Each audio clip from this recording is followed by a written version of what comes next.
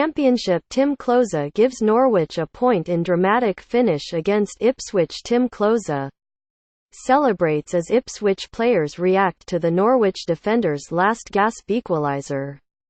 Photograph. Joe Toth, BPI, Rex, Shuttershock. It was like the harvest festival and the summer equinox came all at once. A seesaw end to the Old Farm Derby sent first one set of fans then the other into delirium as two late goals meant the spoils were shared between Norwich and Ipswich. First Luke Chambers for Ipswich then. In the final seconds of added time, Timm Klose for Norwich scored thumping headers in a contest that swung first one way then the other and ultimately ended in a draw. It also means City remain unbeaten in 10 derby matches. With a spring-like warmth in the air, the match got underway in high spirits. Little quarter was given by either side, but it became clear this suited Ipswich better, as they put Norwich under pressure and made quick use of the scraps that were offered up. Norwich City 1-1 Ipswich Town. Championship. As it happened, read more. In the 9th minute, Jonas Knudsen should have opened the scoring. The left wing back looming over Harrison Reed but contriving to head Stephen Gleason's cross beyond the far post. Mick McCarthy's side won not always convincingly a succession of free kicks in dangerous areas that were thumped, whipped and driven into a mass of bodies. Deliberate deflections set to test the reactions of Angus Gunn, the Norwich keeper, with the bright sun in his eyes during the opening period, looked the most nervous player on the pitch, his usually reliable keeping and kicking letting him down. In the 36th minute, a long-range free kick from Callum Connolly forced Gunn into a save that he spilled. Joe Garner chased after the loose ball and tumbled to the ground under pressure. He screamed for a penalty, but the referee, David Coote, pointed for a goal kick.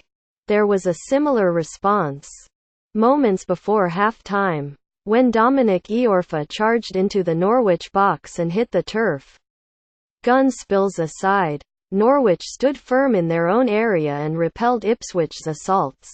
That was about as much as you could say for Daniel Farke's side in the first half.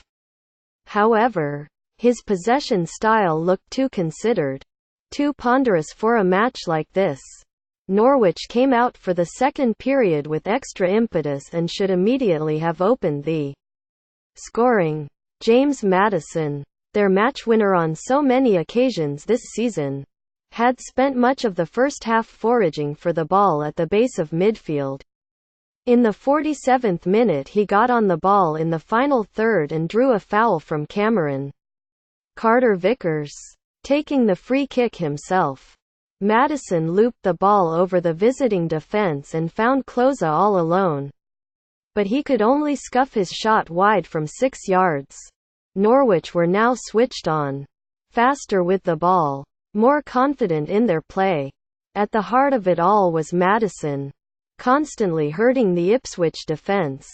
He earned and took 2 close-range free kicks and landed them both on target, only for Bartosz Bielkowski to turn them wide on both occasions. In the 75th minute, Norwich created another good chance. Nelson Oliveira this time rifling an effort from the edge of the box that Bielkowski did well to turn wide. The momentum was with Norwich then and the ball almost entirely in the visitors' half until, with 2 minutes of normal time remaining, a piece of scrappy play ended in an Ipswich corner. The ball was swung over all the way to the penalty spot and there was Chambers to get past Alex Teti and power his header home. The fans went wild, as did their manager. The officials signalled for 5 minutes of added time. With Carrow Road silenced, Norwich threw everything forward. Grant Hanley joined Oliveira and Dennis Serbeni as an auxiliary striker. Klose became an inside forward. The ball was launched from end to end without impact until, finally, the Swiss international advanced onto a loose ball and smacked his header past a stranded Bielkowski. Klose thumped the air and was mobbed by every one of his team mates.